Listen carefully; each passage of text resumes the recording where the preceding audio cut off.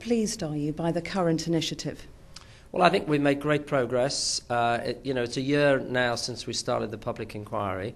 I think the very fact that we've sort of halved the number of all-male boards, the fact that over 25% of new appointments are women to FTSE 100 boards is great progress.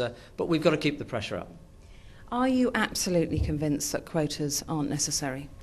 Absolutely convinced. The more I've sort of dug into the issue, the more I've become convinced, and so has the steering committee, that we need to self-regulate. Business needs to put its house in order.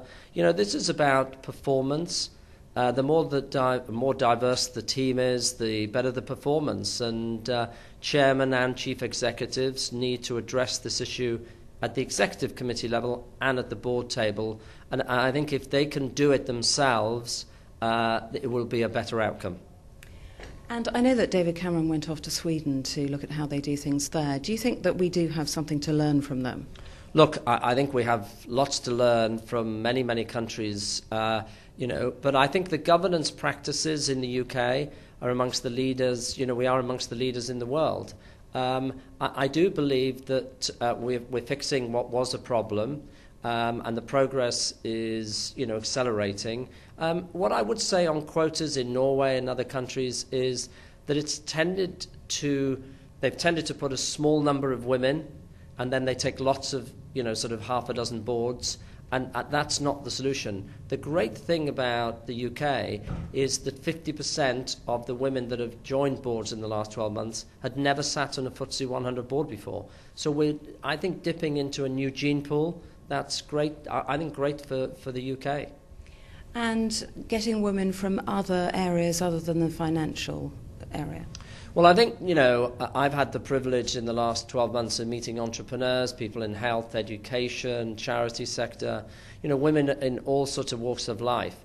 It has convinced me more than ever that there is this amazing, extraordinary group of talented women who are more than capable of sitting on boards of every shape and size.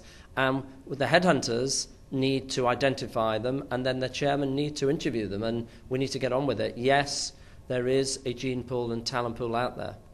And you were quite tough in your speech about chairmen, and you actually described them as dinosaurs. Are they really that old-fashioned? No, I didn't describe all chairmen as dinosaurs. I said one or two of them are dinosaurs. I think those that don't get this issue and don't realise this is about being an employer of choice, it's about representing your workforce or your customer base, really are in the wrong place. And so I think the job of a chairman is to make sure that their board creates a diverse sort of thinking group and creates performance.